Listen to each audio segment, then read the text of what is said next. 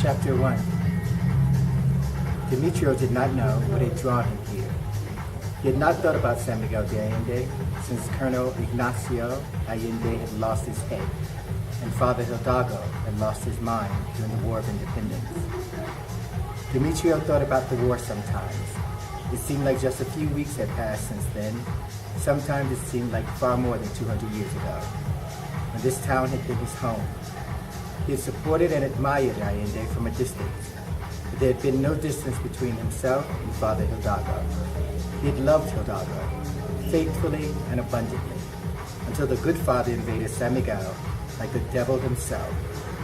They went on to turn Allende's victories into defeats. Demetrio never understood the changes in Hidalgo during 1810, but invasions are complicated things, and Hidalgo was a complicated man. There were those who called him Zorro, the fox, and for good reason. Demetrio had often reflected upon their conversations for that fateful September night 200 years ago, and he could see now, or thought he could see, that Hidalgo's hatred of the Gachapinos, the wealthy, arrogant Spaniards, consumed him and twisted him into someone else.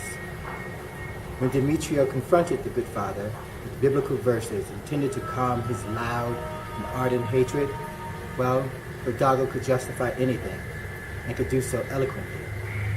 He would turn the verses to suit his purposes.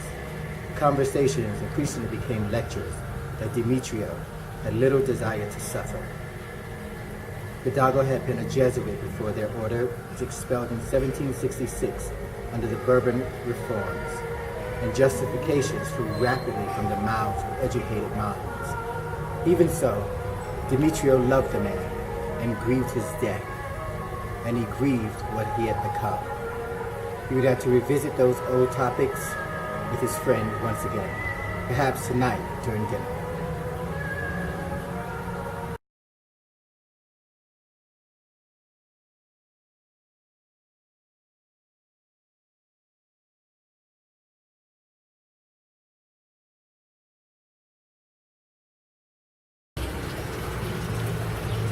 As he stood on the hill, overlooking the colorful winding streets and the ubiquitous church domes that rose from the cheerful rabble like beacons of elegance, he felt no nostalgia, just loss. Where horse-drawn carriages had once slowly ascended the winding, narrow streets of a languid village, now cars too large lurched over the 500-year-old cobblestones. This was not his home. He did not belong here, not anymore. Today, he was merely one of the many tourists admiring the quaint beauty of this artisan community. And just like a tourist, he pulled out his cell phone and called his old friend, Sister Helga. I will be home before dinner. Home, he thought. How could you call a place that you have not been in more than a century home? He walked down Correo, the busy street that led to the center of town. Correo was a crowded thoroughfare 200 years ago, and was even more so today. He was a bit taken aback to hear a number of people speaking in English, French, and German. Spanish remained, but it was a different Spanish. He had not realized that San Miguel drew an abundance of European tourists. But he did not know that the city had become a popular destination for American and Canadian expatriates, usually retirees searching for a cheaper and better way to live the last third of their lives. Here in Mexico, these northerners could have servants, maids for $3 per hour, and gardeners for less. The beige and boredom of the northern suburbs, the banality of reality TV, and the monotony of everyday lives were replaced here by color, magic, art, music, and inexpensive dinners at exquisite restaurants. But with such pleasures also came sloth, jealousies, arrogance, self-indulgence, and the whimsical cruelties derived from those with dull minds and full pockets. Therefore, it was a city of two extremes now, the served and the servers. But it was not always that way. There were certainly pretentious, wealthy families in the early 1800s. With those families came sons eager to distinguish themselves among their cohorts and among the locals, but at least everyone spoke Spanish. and even the most arrogant avoided shaming their families. The church was powerful then, perhaps excessively, but provided solidarity and often relief from the grinding poverty.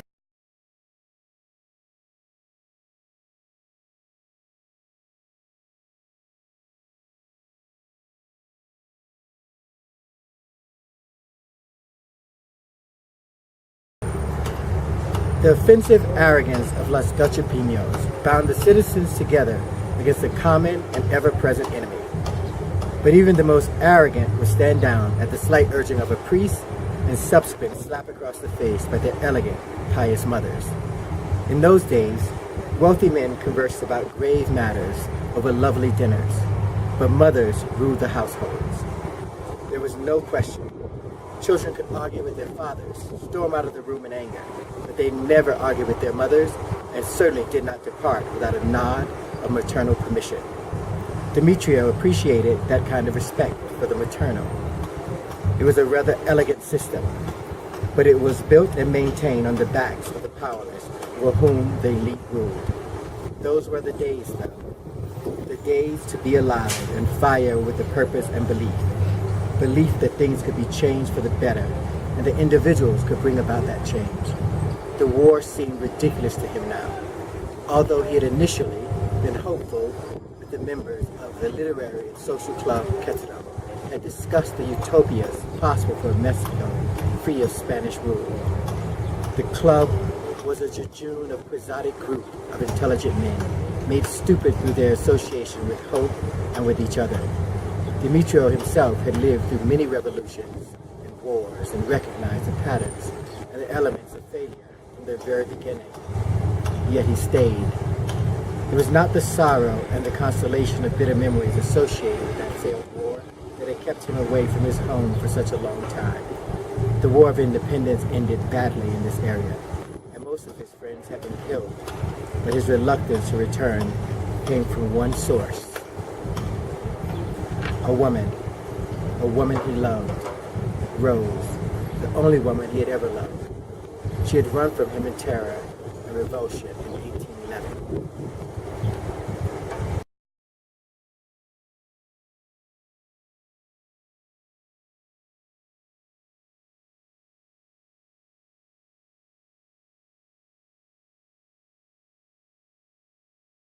Since then, Demetrio found it a wretched chore to live under the roof that had sheltered them both during happier times. Rose had been dedicated to the war, and therefore Demetrio was as well. His efforts were not only wasted, but they cost him dearly. In the end, he lost her, and even worse, he lost her of her. When Rose had died under a Spanish noose, Demetrio brought her back. He changed her from a human into an immortal lover of the light. That is what he called his kind, the children of the light. He much preferred that phrase to the word vampire. There were plentiful differences between what he was and the popular connotation of that word. But nobody likes to be changed without their consent, even to the light. Demetrio knew, even as he did it, that he was risking their love. Some say that there is a moment of promise right before you die, the moment your senses can comprehend, a moment of beauty. And Demetrio supposed he had stolen that moment from Rose when he called her back into this world. But both her fear and hatred seemed out of proportion to his action.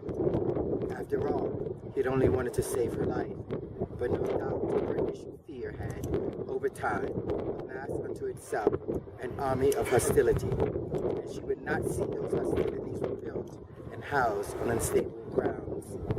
Yes, he was selfish. Yes, he acted out of selfishness when he brought her back. No, he did not regret it. He could not bear to live without her.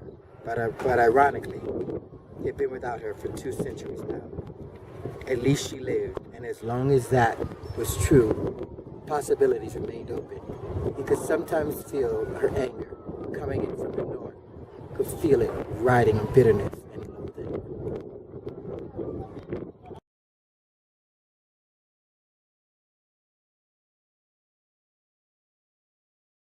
I saw you and Tyson and your dogs walking around San Miguel de Allende, and you were very inspiring. And I finally, the first time I spoke to you, you were coming out of Hank's, and I said, Malcolm, I'm Bekka, and I've written a book, and I would like you to read it. And you gave me 1 minute to describe my book and why it was different than any other book that you had read. And so now you've read it. What do you think? So for me, it probably takes less than a minute for me to hear an original idea. And what I am looking for is originality, characters that I've never met before, I've never read about. And in this book, I got to meet characters that I wanted to know more about. So I didn't want just the one book. I needed it to be more and more and more. And so for me, I am down with the adventure and the journey of these vampires. I am down for that cause. And I invented the white vampire, and you know, you're a man of color, and I've had people of color say to me, that's wrong to call them white vampires. And I don't see that, because it's like white and black. It's night and day. It's not racism, but I've actually had feedback that it's a racism. What do you think about that? So when I hear sort of white vampires, I don't think about sort of in this realm. I think about the energy of a vampire or a being or a creature. So my mind is just completely somewhere else. So I don't have the same sort of connection and relationship to race that I think that the world view might have. So listen, I don't care if you call them blue vampires. As long